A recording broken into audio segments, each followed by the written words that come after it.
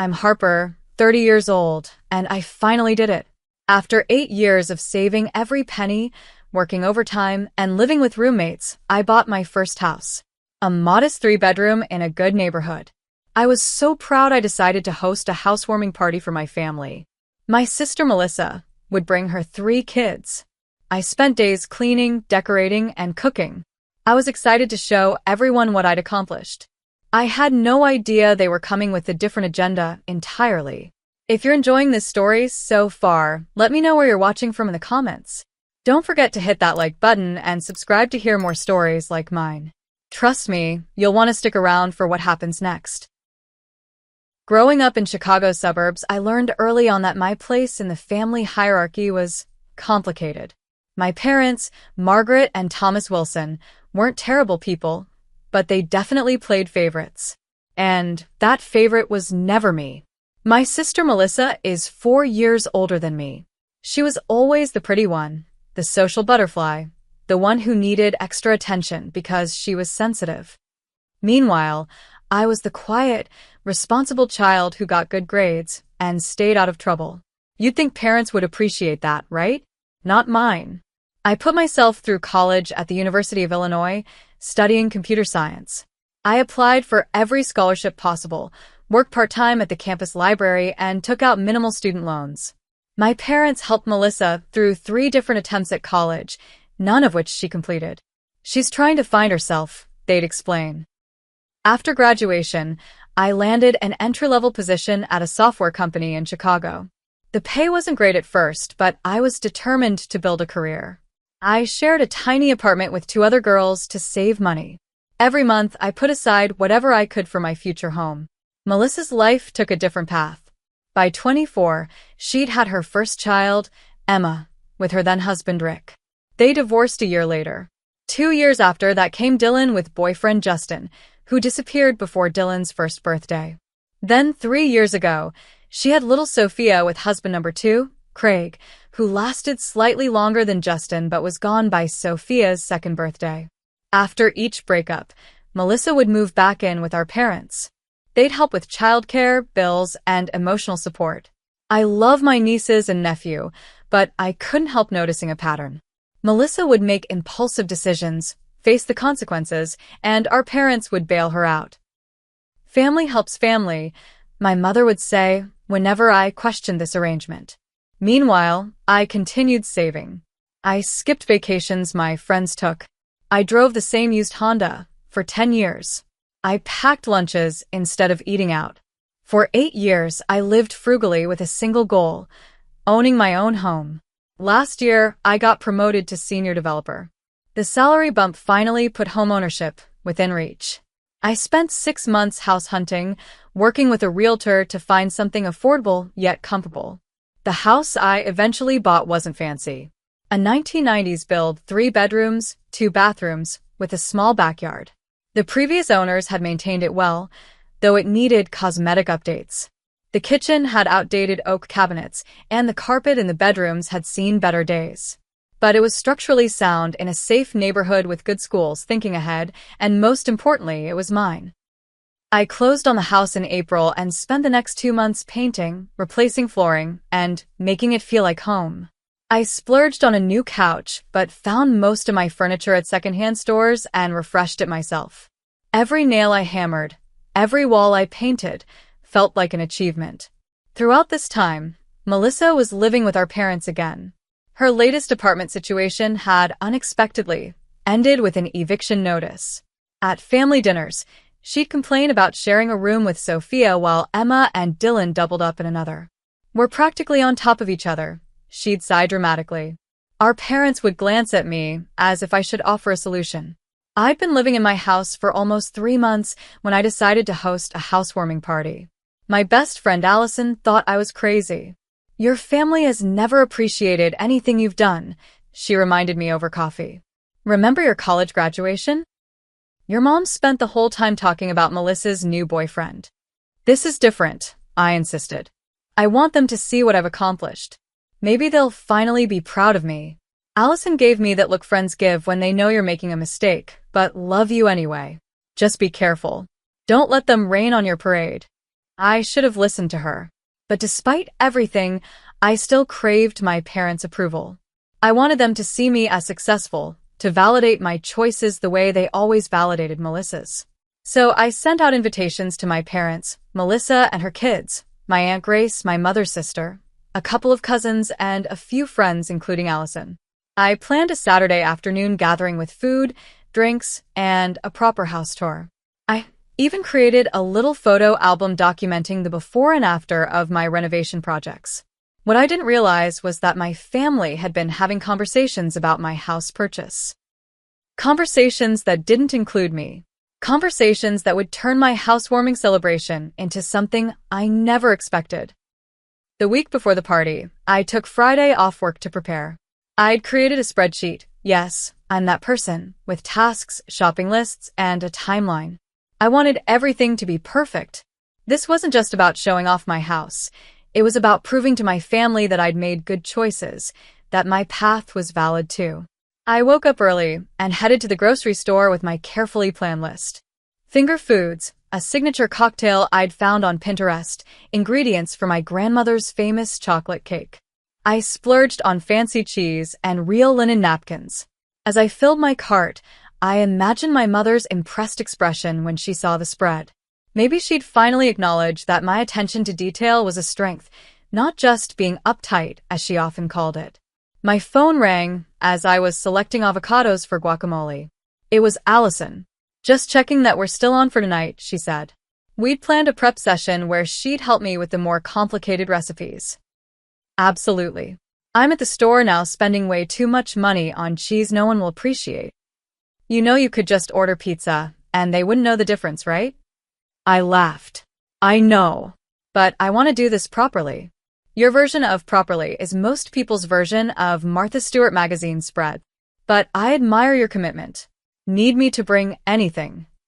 Just your moral support and kitchen skills. After checking out and trying not to wince at the total, I spent the afternoon cleaning. I already kept a tidy house, but this was deep clean territory. I washed baseboards, polished faucets, and even cleaned inside the refrigerator, although no one would look there. Again, I knew I was overdoing it, but I couldn't help myself. Allison arrived at 6 with a bottle of wine and her usual straight talk. Let's set some boundaries before tomorrow, she said as we chopped vegetables for a dip. What's your exit strategy if your family starts pulling their usual stuff? What do you mean? You know exactly what I mean. Your mom making backhanded compliments. Your dad ignoring your achievements. Melissa doing something dramatic to get attention. I concentrated on dicing bell peppers. It won't be like that this time. They'll be on their best behavior as guests in my home. Allison's silence spoke volumes. Ok, fine y conceded. If things get uncomfortable, I'll find you and give our signal. You can create a diversion. That's more like it, she nodded approvingly. And remember, this is your house. Your rules. If anyone gets out of line, you have every right to address it. We spent the evening prepping food, arranging furniture for optimal flow, and putting final touches on decorations. I'd bought fresh flowers for the dining table and each bathroom. Little touches that made the house feel special. As Allison was leaving, she gave me a tight hug. I'm really proud of you, Harper. This place is amazing and you did it all yourself. Don't let anyone make you feel otherwise. I slept restlessly that night, both excited and anxious. Morning came quickly, and I was up at 6 making the cake and setting up the drink station. Everything was on schedule until my phone rang at 9:30. It was Melissa. Hey sis, she said, the sound of children arguing in the background. Is it okay if we come a bit early? The kids are driving me crazy, and I thought maybe I could help you set up. In our entire lives, Melissa had never voluntarily helped with preparations for anything. But I wanted to believe her. Sure, I said. I'm pretty much ready, but you could help me arrange the food platters. She arrived 45 minutes later, not with offers to help, but with complaints about the drive and 3 overstimulated children who immediately ran through my house like they were at a playground. Kids, settle down, Melissa called half-heartedly as 7-year-old Emma jumped on my new couch with her shoes on. Actually, could you please have them remove their shoes? I asked, trying to keep my voice light. And maybe jumping isn't the best idea on the furniture. Melissa rolled her eyes, but told Emma to stop. Sorry, Harper's house has special rules, she said with a tone that clearly communicated she thought I was being unreasonable. Within 20 minutes, 5-year-old Dylan had spilled apple juice on my newly refinished hardwood floors, and 3-year-old Sophia had discovered my collection of glass paperweights I'd foolishly left on a low shelf. Thankfully, I caught her before anything broke. Melissa sat at my kitchen island, scrolling through her phone while I cleaned up the spill and moved breakables to higher ground. Your house is so clean, she commented, making it sound like an accusation. Wait until you have kids. You'll realize none of this matters. I bit my tongue. I'd learned long ago that defending myself to Melissa only led to arguments where she'd eventually cry, making me the bad guy for upsetting her. Can I get you something to drink? I offered instead.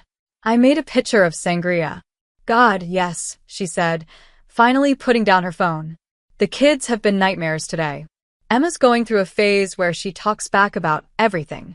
As I poured her drink, Melissa looked around my kitchen with a calculating expression that made me uneasy.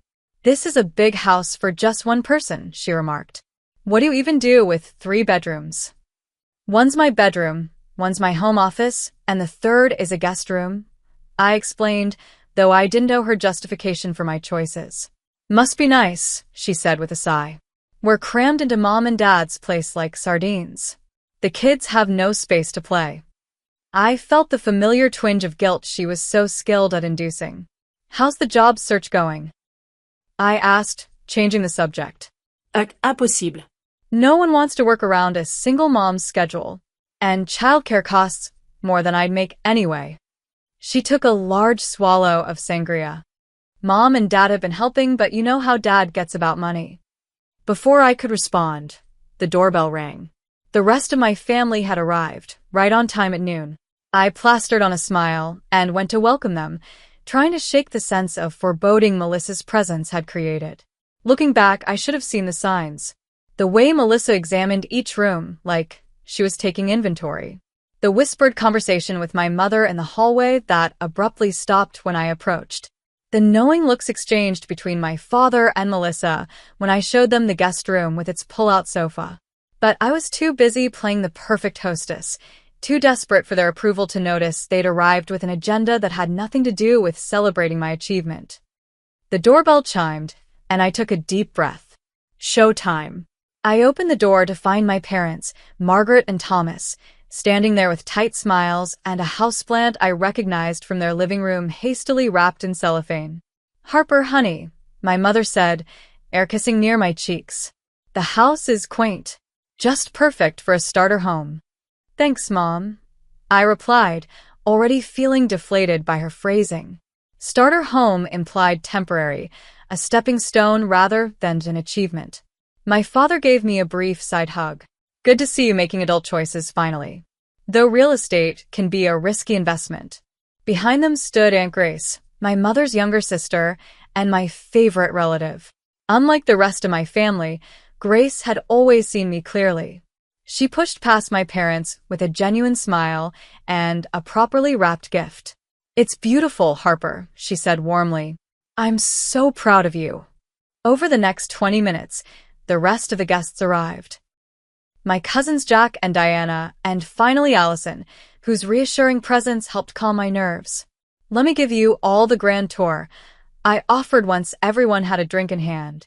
I led them through each room, pointing out the improvements I'd made and sharing plans for future projects. My mother nodded politely, but seemed distracted, her eyes repeatedly drifting to Melissa's children running through the house. The guest room is a good size, my father commented as we reached the final bedroom. Plenty of room for a proper bed instead of that pull-out. He exchanged a meaningful glance with my mother that I couldn't interpret. The pull-out works for my needs, I explained. I don't have overnight guests often. Such a waste of space, my mother murmured, just loud enough for me to hear. We moved to the backyard next, a modest space where I'd set up a small patio set and planted some flowers. Emma, Dylan, and Sophia would love playing out here, my mother said pointedly. Their current backyard is all concrete. They're welcome to visit, I replied carefully. Aunt Grace caught my eye and raised an eyebrow. She'd noticed the undercurrents, too. Back inside, I invited everyone to help themselves to the food I'd spent hours preparing. As people filled their plates, I overheard snippets of conversation. Must be nice having all this space to yourself. I can't believe she can afford this on her salary. Melissa's kids really need their own rooms at their ages. I busied myself refreshing drinks and tried to ignore the knot forming in my stomach. Allison appeared at my side with an empty serving dish. Your family is being weird, she whispered. What's going on? I have no idea, I replied, but something definitely is. During dinner, I sat between Aunt Grace and Allison, grateful for their buffer.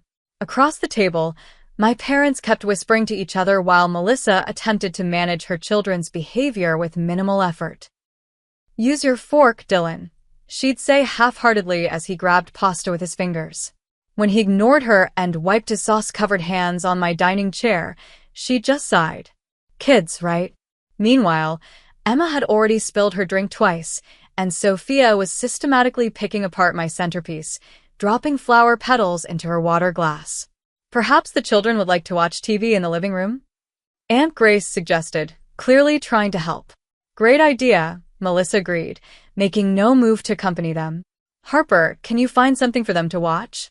I set the kids up with a cartoon, grateful for the momentary peace, though I cringed when I returned to find Emma had taken her plate with her and was now eating directly over my new area rug. Back at the table, the conversation had shifted to Melissa's living situation. It's just so hard, she was saying. The kids have no privacy. Emma's getting to an age where she needs her own space. It's not ideal for any of us, my mother agreed. Your father and I are too old to have little ones underfoot constantly. If only there were a solution, my father added, looking directly at me. The implication hung in the air. My chest tightened as I realized what was happening. This wasn't a housewarming party. It was an ambush. Allison must have sensed my distress because she jumped in with a story about her recent disastrous date, temporarily diverting attention. I gave her a grateful look as I cleared plates, my hands slightly shaking. In the kitchen, Aunt Grace joined me. Are you okay? She asked quietly. They want my house, I whispered, the realization settling like a stone in my stomach. That's what this is about. Grace's expression confirmed my suspicion. I've been hearing things, she admitted. Margaret's been talking about how perfect your place would be for Melissa. I didn't think they'd actually try to pressure you, though. Before I could respond, we heard the distinctive sound of glass breaking followed by Melissa's exasperated, Seriously, Emma? I returned to the dining room to find my mother already cleaning up shards of what had been a decorative bowl, while my father shook his head. Sorry about that, Melissa said without looking particularly sorry. Kids are just so active at this age. They need space to run around. Like a house with a yard, my mother added pointedly. I caught Allison's eye across the room. She gave me our prearranged signal, touching her earring twice. It meant, need an exit? I shook my head slightly. Whatever was coming, I needed to face it. My father cleared his throat and tapped his glass with a spoon. The room fell silent except for the cartoon sounds drifting in from the living room. Since we're all gathered here, he began, I think it's time we discuss something important. And just like that, the trap was sprung. My father stood at the head of my dining table, commanding the room's attention like he was chairing a board meeting. His expression was a familiar one, the look he wore when he believed he was being perfectly reasonable while actually imposing his will. First, I want to say congratulations to Harper on this milestone, he began, though his tone conveyed obligation rather than genuine pride.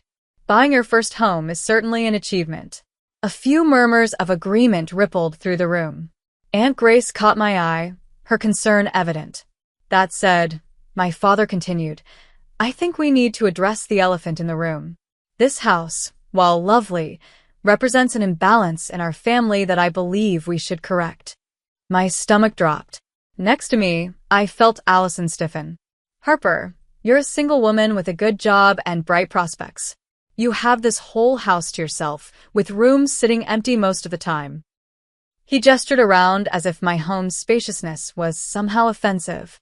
Meanwhile, your sister and her 3 children are cramped in 2 rooms at our house. My mother nodded vigorously. It's not healthy for growing children, she added. Emma's almost 8. She needs her own space. I glanced at Melissa, who was examining her nails with a practiced look of forced humility that didn't quite hide her smirk. She'd known this was coming. What exactly are you suggesting? I asked, though I already knew. My father straightened his shoulders. We think the right thing for you to do would be to give this house to Melissa and the children. Despite anticipating it, hearing the words spoken aloud sent a shock through my system. My home. The one I'd worked 8 years to afford. The one I'd spent months renovating. They expected me to just hand it over. Give her my house, I repeated slowly. The house I saved for. The house I pay the mortgage on.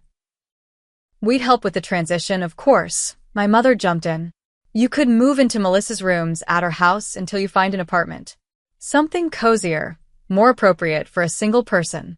The casual cruelty of their proposal left me momentarily speechless. Allison had no such constraint. Are you serious right now? She asked incredulously. Harper worked for years to afford this place. My father barely glanced at her. This is a family matter, Allison.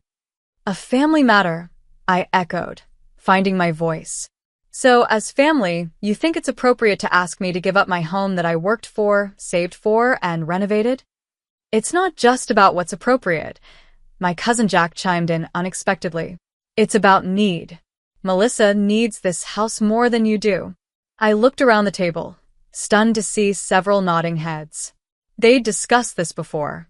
This wasn't a spontaneous suggestion. It was a coordinated intervention.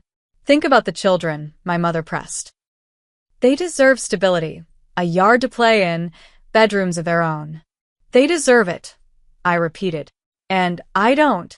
Don't be selfish, Harper. Melissa finally spoke, her voice dripping with practiced victimhood. You know how hard things have been for me. The kids and I have been bouncing around for years. They need roots. I understand that, but Do you? My father interrupted. Because from where I sit, it looks like you have everything while your sister struggles. What kind of person puts their own comfort above the needs of children? Your own nieces and nephew? The emotional manipulation was so blatant it should have been laughable, but years of conditioning had me second-guessing myself. Was I being selfish? Should I sacrifice my home for Melissa's children? Aunt Grace's firm voice cut through my spiraling thoughts. That's enough, Thomas. You're being completely unreasonable. Stay out of this, Grace, my mother snapped. You've always encouraged Harper's selfish tendencies. Selfish. Grace looked incredulous. Working hard and achieving goals is selfish now. My father ignored her, focusing his attention on me. Harper, we're not asking for a decision this minute, though sooner would be better for everyone. Melissa's landlord is selling the building, and they need to be out by the end of next month. Wait. Landlord? I thought Melissa was living with you, I said, confused. A flash of panic crossed my mother's face before she composed herself. That's the plan once they have to leave their current place. But your house would be much better. Something wasn't adding up. I looked at Melissa, who avoided my gaze. The point is, my father pressed on, this is a chance for you to do the right thing. To put family first. The right thing, I repeated, trying to process what was happening. We could even make it official tonight, my mother suggested with forced brightness. I brought some paperwork. Just a simple transfer of deed. We'd handle all the details. She reached into her purse and pulled out an envelope. They'd brought legal documents to my housewarming party. The audacity was stunning. You want me to sign over my house? Tonight. My voice sounded distant to my own ears. It would be easiest, my father confirmed. Clean break, no prolonged stress about it. Dylan chose that moment to run into the dining room, face smeared with chocolate from the cake he'd apparently helped himself to. Mom, Emma won't share the big TV remote. Use the small TV in Aunt Harper's bedroom, Melissa told him without hesitation, as if my personal space was already communal property. My bedroom is off limits, I said automatically, then realized how ridiculous this whole situation had become. I was defending my right to privacy in my own home while my family planned its redistribution. See, this is exactly why you don't need all this space, my mother said, gesturing toward me as if I'd proven her point. You're too particular. Children need room to be children. I felt tears threatening and fought them back. I wouldn't cry. Not now. I think, I said carefully, that I need a minute. I stood up from the table and walked to my bathroom on slightly wobbly legs. Once inside, I locked the door and leaned against it, breathing deeply. My phone buzzed with a text from Allison. Are you okay? Want me to clear everyone out? This is insane. I texted back. Give me 5 minutes. I need to think. Sitting on the edge of my bathtub, I tried to make sense of what was happening. My family had come to my housewarming party with the express purpose of taking my house from me. They'd brought paperwork. They'd coordinated their arguments. They'd planned this. And they genuinely seemed to believe they were being reasonable. Years of family dynamics flashed through my mind. Melissa's needs always coming first. My achievements minimized or ignored. The constant expectation that I would be the responsible one, the one who sacrificed, the one who gave in. A lifetime of conditioning nearly had me considering their request. Maybe I could find an apartment. Maybe I was being selfish. Maybe family really did come first. Then I heard it. Through the bathroom door, the unmistakable sound of my mother's voice. She'll come around. Harper always does what's expected eventually. She just likes to make a show of independence first. The casual dismissal of my autonomy, the certainty that I would ultimately bend to their will, it cut through my confusion like a knife. In that moment, something crystallized within me. This was my house. Mine. And I was done letting my family dictate my choices or diminish my achievements. I splashed cold water on my face, checked my reflection, and unlocked the bathroom door. It was time to reclaim my power. It was time to stand up for myself, even if it meant standing alone. I remained in the bathroom longer than I'd planned, my hands gripping the edge of the sink as I tried to steady my breathing. My phone buzzed again. Another text from Allison. Your dad is showing Melissa's kids their new rooms. This is beyond messed up. Do you want me to say something? I texted back quickly. No, I'll handle it. But I need you to stay. Standing up straight, I looked at myself in the mirror. My face was pale, but my eyes were clear. For the first time, I truly saw the pattern that had defined my family relationships. I wasn't just an afterthought. I was a resource to be tapped whenever Melissa needed bailing out. But no more. This house was where I drew the line. I slipped out of the bathroom, and instead of returning directly to the dining room, I took a detour toward the voices I heard coming from the guest bedroom. There I found my father with Emma and Dylan, discussing furniture arrangements. This room would be perfect for you, Emma, he was saying. And Dylan, you'd have the room across the hall. Your mom would take the main bedroom, and Sophia could have the little nook off the hallway as her own special space. When are we moving in, Grandpa? Emma asked excitedly. Soon, sweetheart. Aunt Harper just needs to handle some paperwork. I cleared my throat from the doorway.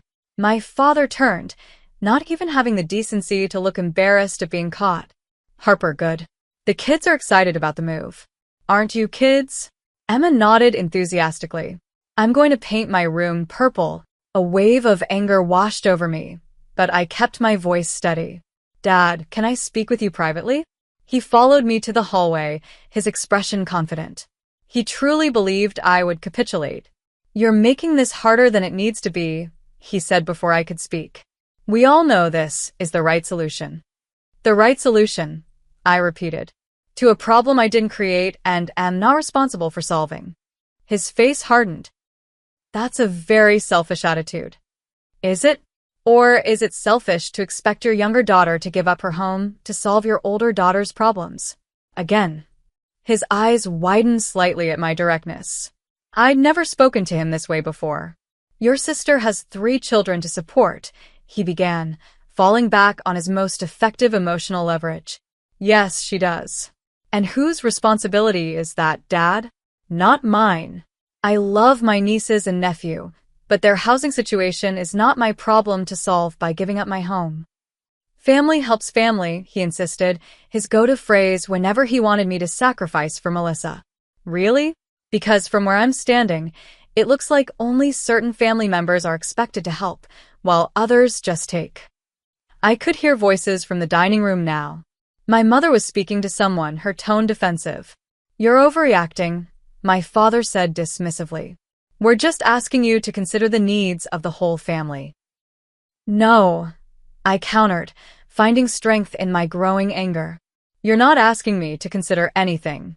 You brought legal documents to my housewarming party. You're telling my niece she can paint her room in my house. This isn't a discussion, it's an ambush. I walked past and back toward the dining room, where I found my mother showing Melissa what appeared to be printouts of nearby apartment listings. These would be perfect for Harper, she was saying. Close to her work and much more reasonable for a single person. They'd planned everything. Every detail. They'd even researched apartments for me to move into after surrendering my house. The room fell silent as I entered. All eyes turned to me, expressions ranging from expectant my mother, to concerned Aunt Grace, to smug Melissa. I need everyone to listen carefully, I said, my voice steadier than I felt. I will not be giving my house to Melissa. Not today, not ever. This discussion is over. My mother gasped as if I'd slapped her.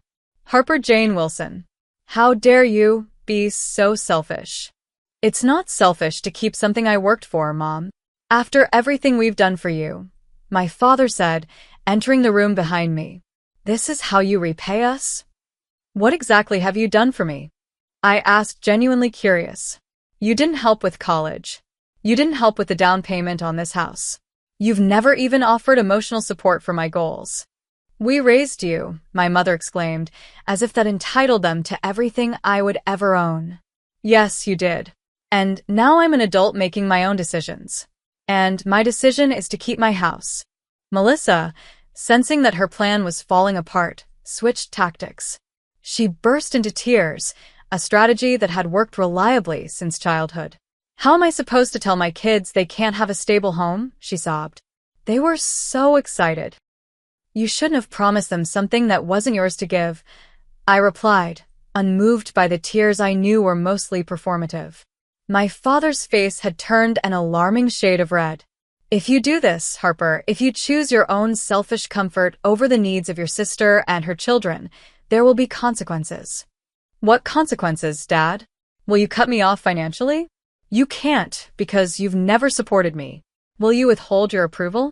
You've never given it freely, anyway. The brutal truth of my words hung in the air. I heard Allison make a small sound of support from the corner, where she'd been watching the confrontation unfold. You don't mean that, my mother said, her voice trembling. We've always been supportive. When? I challenged. When have you ever celebrated my achievements without comparing them to Melissa's needs? When have you ever put my interests first, even once? This isn't about the past, my father deflected. This is about what's best for the family now. No, this is about what's best for Melissa, as always. And I'm done prioritizing her needs over mine. Melissa's tears intensified. You're punishing my children because you're jealous of me, she accused between dramatic sobs. They're innocent in all this. I'm not punishing anyone, I said firmly. I'm simply not giving away my house. There's a difference. My cousin Diana, who had been quiet until now, spoke up. Maybe there's a compromise? Harper, could Melissa and the kids just stay here temporarily until they find something else? I shook my head. Based on past experience, temporary would become permanent. And no, I'm not interested in becoming Melissa's roommate either, I added, seeing my mother about to suggest exactly that. Then I guess you'll never see your nieces and nephew again, Melissa declared dramatically. I can't expose them to someone so heartless and selfish. The emotional blackmail was so transparent, it almost made me laugh. Almost. If you choose to use your children as pawns, that's your decision, I said. But my decision about this house is final. My father slammed his hand on the table, making everyone jump. Enough. Harper, you're being ridiculous. This isn't just about you. You're right, Dad. It's about boundaries. And I'm setting one now. I took a deep breath and delivered words I never thought I'd have the courage to say. I think it's time for everyone to leave. A stunned silence fell over the room. No one moved. You can't be serious, my mother finally said. I am. This party is over. Please leave my house. After we came all this way to celebrate with you? Melissa asked incredulously, tears miraculously drying up. We both know celebration wasn't the real purpose of this visit, I replied. My father stood up, his expression thunderous.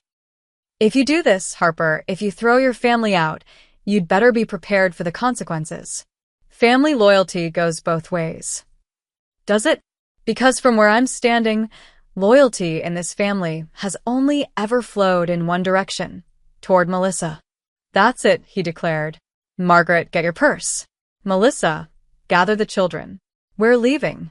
He turned to me with cold eyes.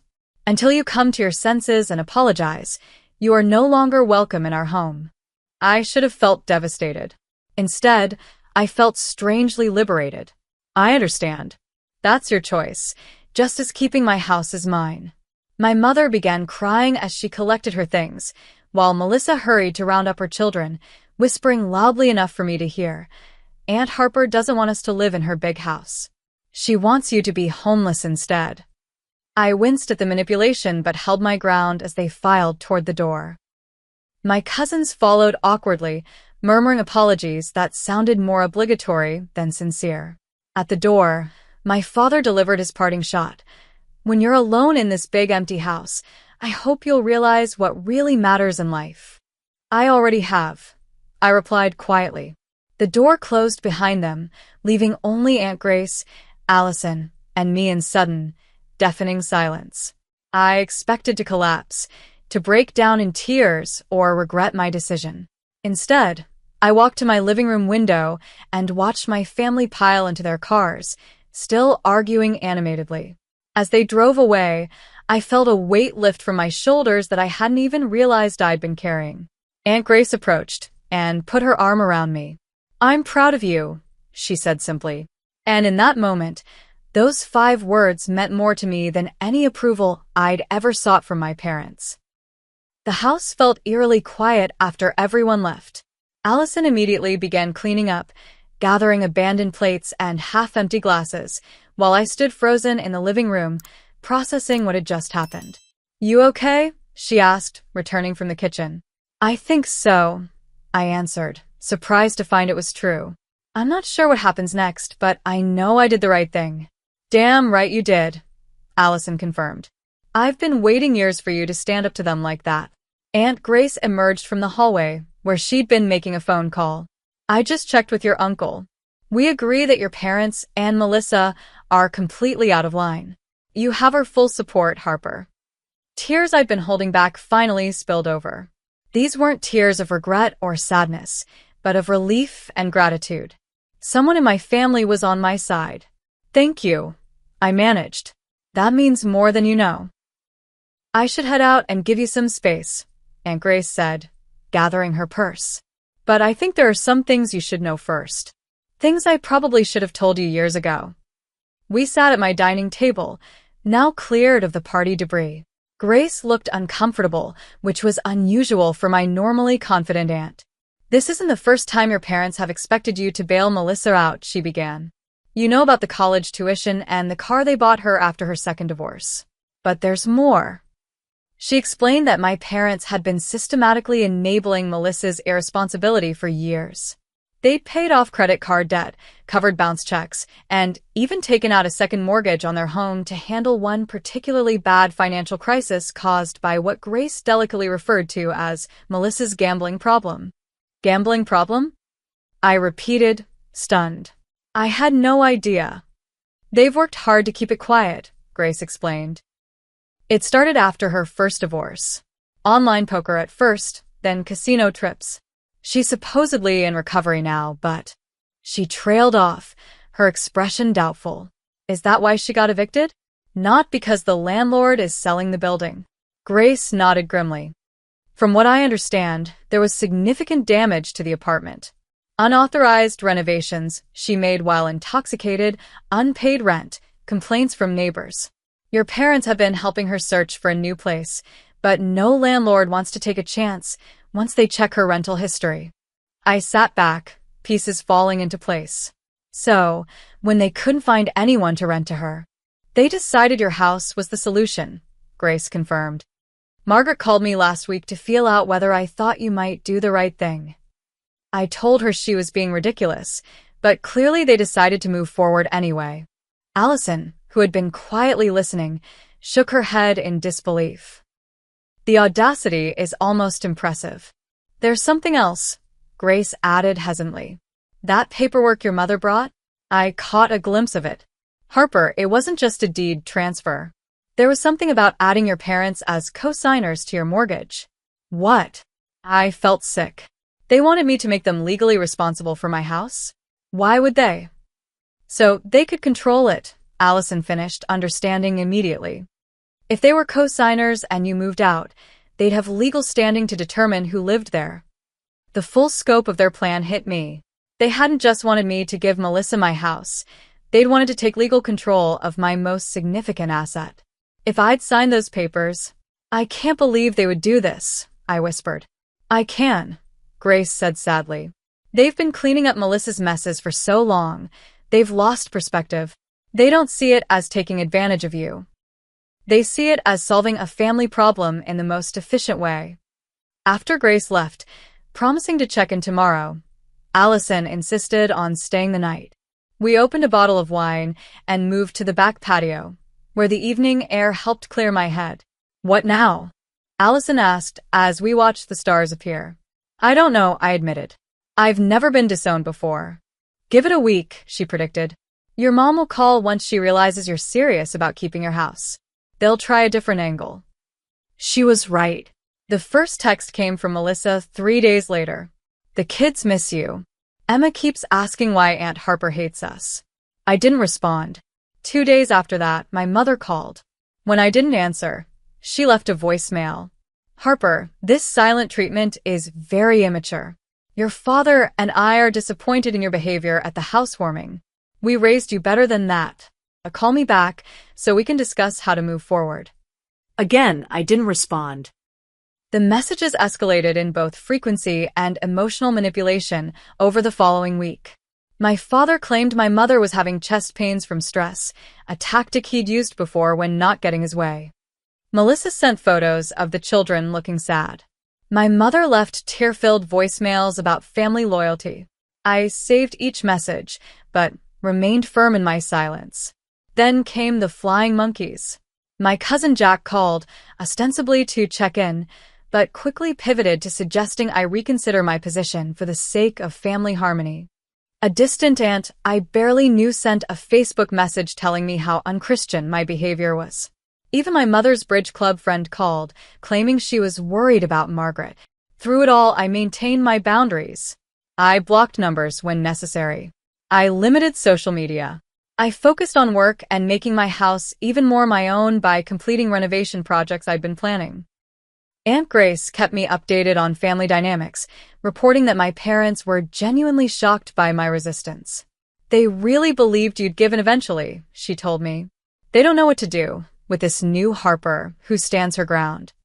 About 3 weeks after the disastrous housewarming, I received a text from my father that simply read, "We need to talk. In person."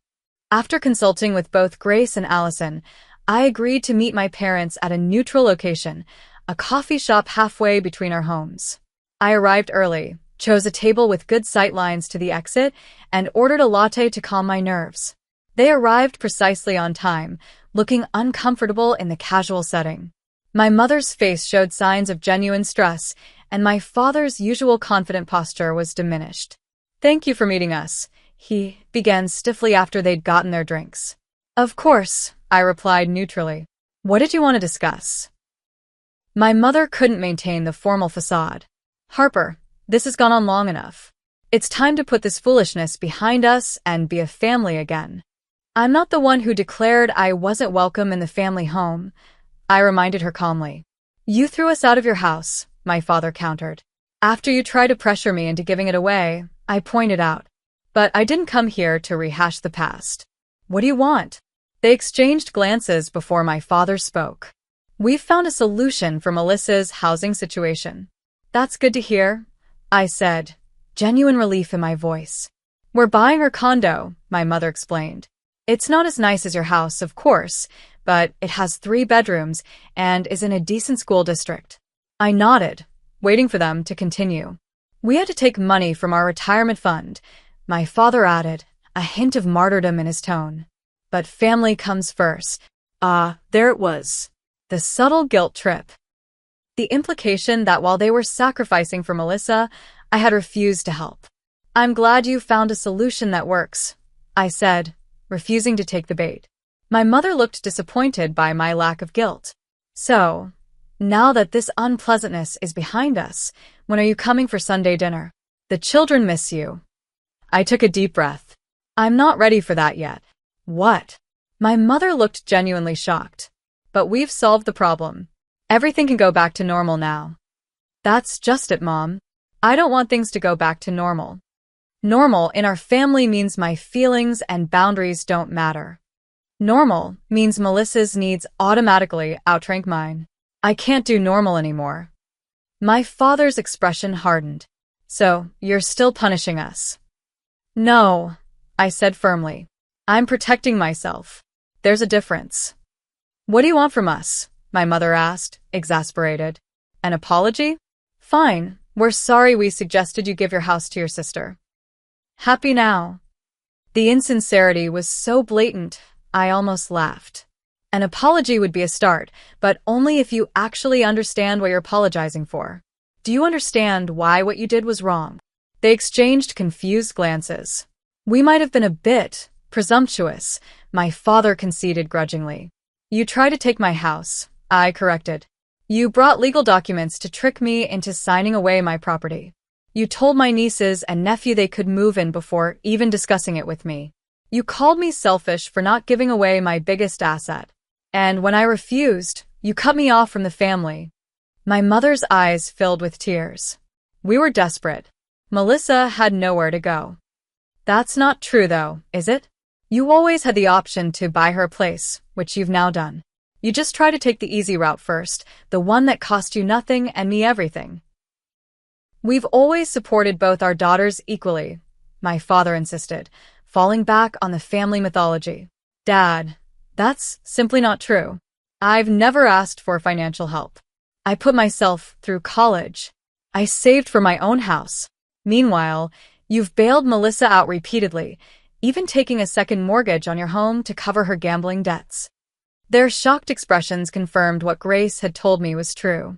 How did you dash? My mother began. It doesn't matter how I know, I interrupted. What matters is that we acknowledge the truth. Our family has unhealthy dynamics that have hurt all of us, including Melissa. Constantly rescuing her hasn't helped her become more responsible. So, what are you saying? My father asked tensely. That we should have let her and the children be homeless? I'm saying there's a difference between supporting someone and enabling them. I'm saying my boundaries deserve respect. I'm saying I want a relationship with my family, but not if it means sacrificing my own well-being. The conversation continued for another hour. There were tears, mostly my mother's, defensive arguments, mostly my father's, and several near walkouts. But for perhaps the first time in our family history, we had an honest conversation. I didn't get the full apology or acknowledgement I'd hoped for, but I did establish clear boundaries for moving forward. I would attend family gatherings once a month. I would maintain my relationship with my nieces and nephew through properly scheduled visits. I would not discuss financial matters with my parents or Melissa. And no one, absolutely no one, would make demands on my property or possessions. In the months that followed, I worked with a therapist to process the family trauma and build confidence in my boundaries. Aunt Grace became an even more important figure in my life, offering the unconditional support I'd always craved from my parents. Melissa moved into her new condo, courtesy of our parents' retirement fund. She occasionally sent passive-aggressive texts about how much smaller it was than my house, but I let those roll off my back. My relationship with my parents remained strained but civil. Old patterns don't disappear overnight, and they still occasionally slipped into comparing my choices unfavorably to Melissa's needs. But now, I had the strength to gently redirect those conversations or end them when necessary. The most meaningful change came in my relationship with myself.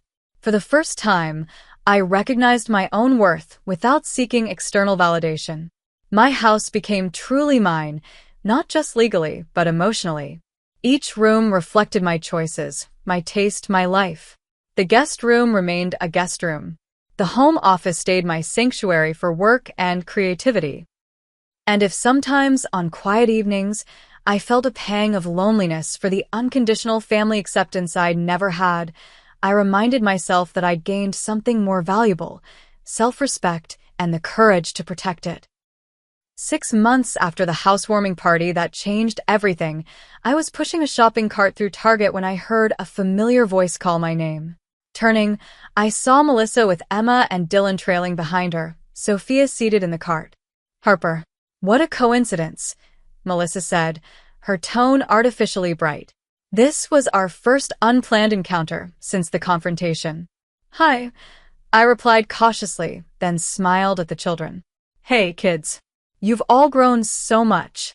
Emma regarded me warily, clearly remembering the drama, but Dylan grinned and showed me a toy car in his hand. Sophia, now almost 4, hid her face shyly. "How have you been?" Melissa asked, an undercurrent of tension in her voice. Good. "Busy with work. The house is coming along nicely." I couldn't help adding that last part. Melissa's smile tightened. "That's nice. We're settled in the condo now. It's adequate. Mom and Dad had to buy all new furniture since there wasn't enough space for our old things."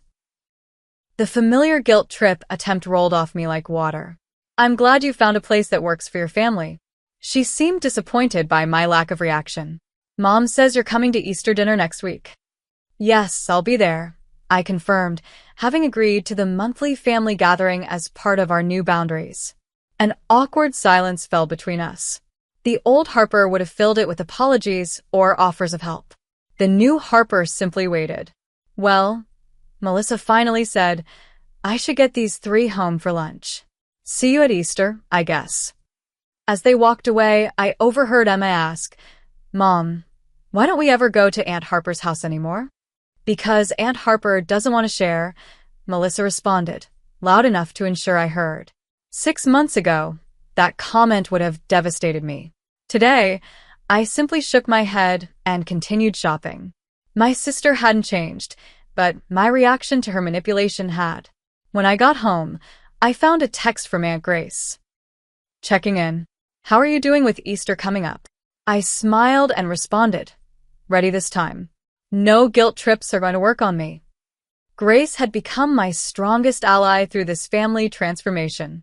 She'd revealed that she'd gone through something similar with my mother years ago, which explained their sometimes strained relationship.